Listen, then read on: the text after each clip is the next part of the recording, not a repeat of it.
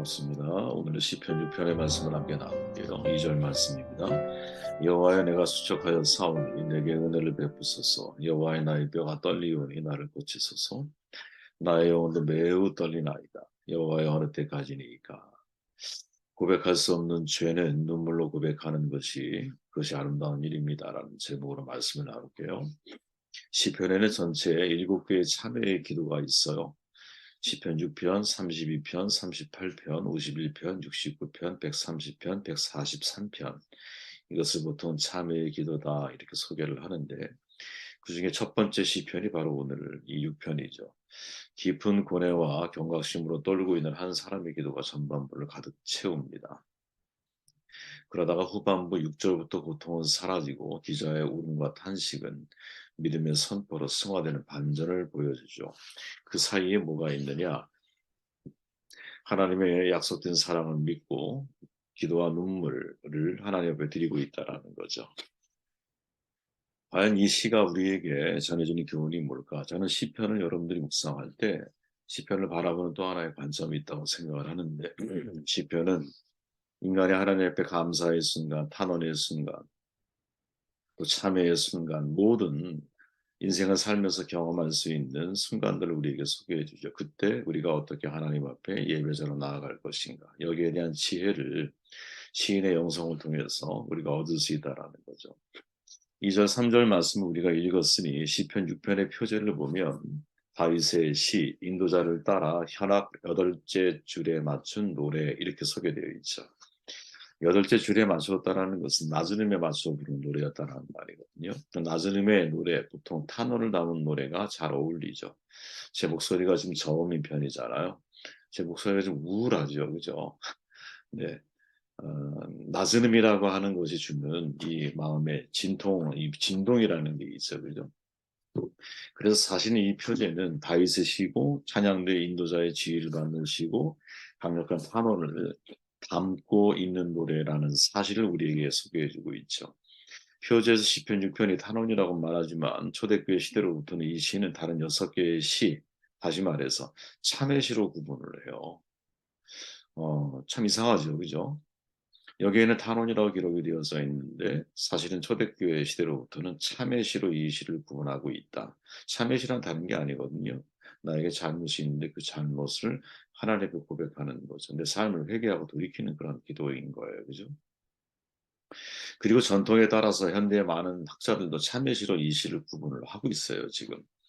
그것은 다윗이 자신의 힘든 상황에 대한 탄원만 하는 것이 아니라 실은 그 과정을 통해서 자기의 지은 죄를 깨닫고 참회하며 하나님의 구원을 구하고 있기 때문이라는 거죠. 직접적인 참회의 언급은 없어요. 사실은 이게 되게 주목해야 할 문제인데 내가 뭘 잘못했는지에 대한 직접적인 참회의 언급은 없지만 참회의 관점이 담겨 있기 때문에 참회시로 구분이 되고 우리는 그렇게 이해해야 한다라는 거죠.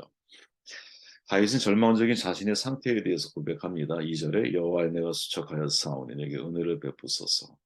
여호와의 나의 뼈가 떨리오니 나를 고치소서. 건강을 먼저 잃어버렸다라고 고백을 하죠. 무슨 사정인지 몰라요.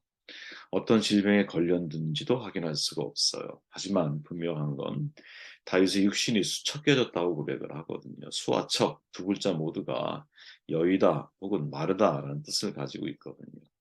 척이라고 하는 단어는 병상에 들어놓은 모습이에요. 그죠? 그런데 병상에 누워있는 이미지를 우리에게 소개하고 있는 것은 다윗이 지금 그만큼 심각하게 사실은 몸이 수척하고 너무나 힘든 상태라는 거죠. 성경에서 수척함이라고 하는 것은 단지 얼굴이 이렇게 헬스케지는 것, 이거를 의미하는 게 아니라 살아갈 희망을 다 잃어버린 절망적인 상태를 가리키거든요. 그죠? 그런데 기자는 수척해짐과 함께 뼈가 떨린다고 말하고 있으니 지금 이 시인, 즉 다윗은 육체적으로 굉장히 심각한 고통을 당하고 있는 것 같아요. 내용만 보면. 그런데 문제는 이 절박한 상황, 육체적인 고통만이 아니었던 것 같아요. 이어지는 3절의 말씀을 보니까 나의 영혼도 매우 떨리나이다. 그죠? 뼈를 넘어서 이제 영혼도 떨린다고 고백을 하죠. 운유적으로 사용된 영혼이 떨린다라는 표현은 영혼에 대한 괴로움에 대한 고백인 것 같고 육신의 고통이 이제 마음의 영혼까지 무너뜨려 가고 있다라는 사실을 확인하게 만들어 주죠. 이러한 고통이 너무나 극심하고 너무나 길게 느껴져서 다윗은 아마도 하나님과의 관계마저 단절될 것을 두려워하고 있었던 것 같아. 왜? 여호와여 어느 때까지니까. 이 표현 속에 다윗의 심정을 우리가 느낄 수 있죠. 왜 이렇게 고통스러워했는가? 아까도 제가 말했지만 본문은 전혀 밝히고 있지 않아요. 다만 1절에서 주의 분노와 주의 진노가 그를 책망하고 징계하고 있기 때문이라고 말할 뿐이에요. 여기서 우리가 조심스럽게 유추해 볼 수 있는 것은 다윗은 지금 자신의 욕심에서 기인한 죄로 인해서 신음하고 있다라는 거지. 그 신임이 내 몸을 통해서 반응이 나타나고 또 연쇄 반응으로 몸은 내 영혼까지 흔들리게 만드는 굉장히 고통스러운 상황이 지속되고 있는 거죠. 여러분 건강한 몸에 건강한 정신이 깃들죠. 심신일여 동양의 경험 아닙니까? 동서양 모두가 자신의 마음과 몸 서로 긴밀하게 연관되어져 있다라는 것을 간파한 것 같아요. 몸, 마음의 집이라고 표현할 수 있죠. 마음의 집이 흔들리면 여러분 이 안에 사는 사람도 힘든 거예요. 몸이 아프면 여러분 이상해요. 마음도 지쳐요. 여러분 육체의 컨디션이 떨어지면 감정 제어하기가 쉽지가 않잖아요. 우울감이 찾아오죠. 자신감이 상실이 돼요. 당연히 삶의 질이 떨어지는 건 마찬가지인 거예요. 우리가 여러분 질병에 걸리면 질고 안타까운 게 뭡니까? 육체의 고통이 삶의 질을 너무나 떨어뜨리니까, 그죠? 그 영혼까지도 너무나 고통스러워하는 모습을 목격한다라는 거죠. 건강이 뭘까? 세계보건기구에서 내린 건강 정의를 보면 되게 재밌어요, 여러분. 신체적 건강만을 의미하지 않아요. 신체, 정신, 영적인 모든 건강을 건강이라고 정의를 내려요.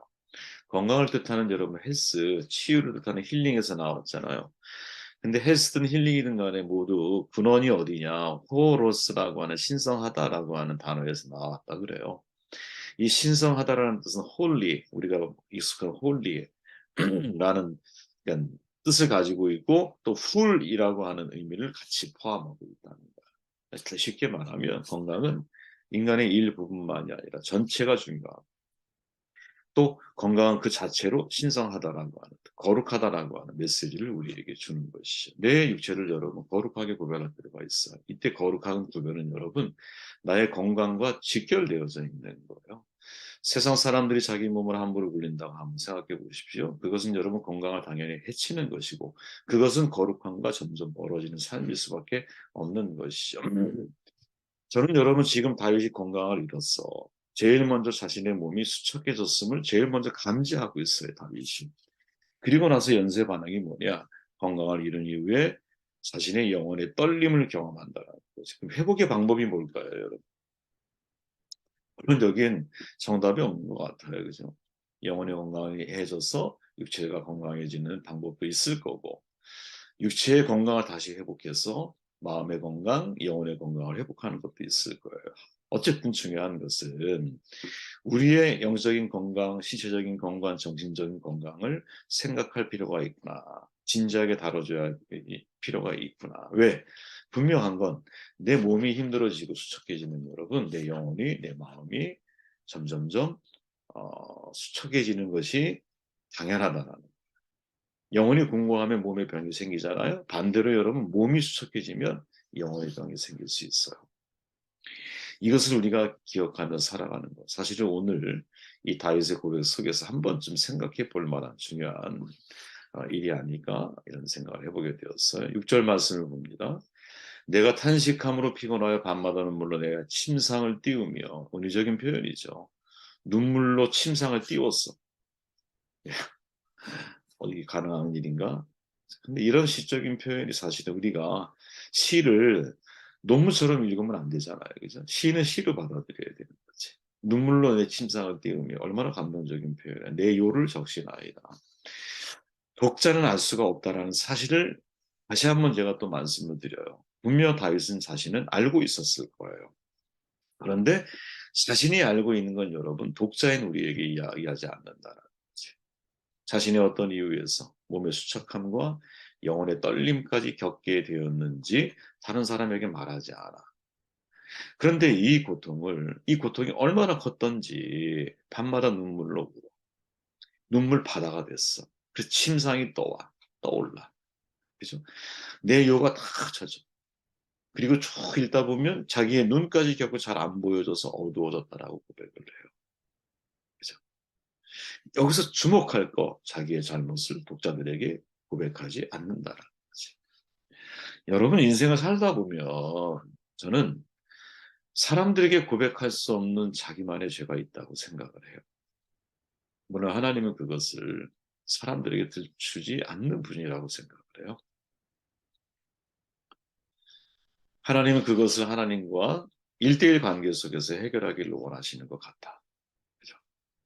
사람들에게 고백할 수 없는 나만의 은밀한 잘못, 은밀한 허물, 은밀한 실수, 은밀한 마음. 그죠? 내 가장 가까운 가족, 가장 가까운 아내와 남편에게도 고백할 수 없는 가슴 시린 잘못이 우리 안에 있을 수 있거든요. 그죠? 한식함으로 피곤하여 밤마다 눈물로 침상을 덮이고 있어. 누가 집 띄우고 있어. 누가 다윗이. 그런데 그 내용이 뭔지를 몰라. 그죠? 그저 혼자서 마음 졸임이 어찌할 바를 알지 못하고 눈물로 치새우고 있어요. 그때 어떻게 해야 할까? 다윗의 고백이죠. 여호와여 돌아와 나의 영혼을 건지시며 주의 사랑으로 나를 구원하소서. 주의 사랑이란 말은 하나님의 헤세드, 즉 약속에 근거하는 사랑을 뜻하거든요. 저는 이 장면이 매우 중요하다고 생각을 해요. 왜 중요하냐? 사람들에게 고백할 수 없는, 그래서 하나님 앞에만 내어놓아야 하는 내 은밀한 고백할 수 없는 이러한 잘못과 죄를 가슴속에 품고 있어요. 그래서 지금 내가 만나고 있는 대적들이 사실은 이 잘못에 대한 결과로 나에게 주어졌다라고 다윗은 받아들이고 있는 거예요. 그런데 이런 마음이라면 다시 하나님 앞에 무엇을 은혜를 구하기가 어렵지 않겠어요? 그죠? 인간응보, 내 잘못에 의해서 내가 이런 고통의 자리에 서 있어. 그런데 그때 우리가 하나님 앞에 기도한다는 게 얼마나 낯뜨거운 일이에요. 그죠? 근데 저는 바로 이러한 우리의 인과응보적인 반응이 이게 하나님 앞에 하나님을 너무 축소시키는 것이 아닐까? 물론 하나님의 헤세드는 이보다 훨씬 더 큰 정말 깊이와 넓이를 알 수 없는 그러한 자비요, 긍휼이요, 사랑이시죠. 근데 인간인 우리는 여러분 나의 잘못으로 인하여 특별히 사람에게조차도 고백할 수 없는 은밀한 나의 잘못이 어느 날 두려워했던 그 일이 현실로 드러나면서 거기에 대한 대가를 지불하고 있는 것 같은 마음을 내가 그런 상황을 경험하게 되면 어떤 게 어렵냐? 하나님의 그걸 가지고 나아가는 게 어려워. 왜? 인과응보니까 내가 뿌린 대로 거두고 있구나. 그러면 그걸 한편에서는 그냥 이걸 내가 맞아야 될 비라고 생각을 하는 거지. 다윗이 그 과정을 거치고 있는 것이 아닐까? 그런데 다윗은 이것을 어떻게 회복하느냐? 주의 사랑으로 나를 구원하소서. 이때 사랑은 헤세드예요, 헤세드. 다시 말하면 비록 내가 잘못이 있고 인간 내가 잘못된 것에 대한 하나님의 심판적 의미로서의 내가 곤란함과 고통과 영혼의 진통을 경험하고 있다 할지라도 하나님 저를 불쌍히 여겨주십시오.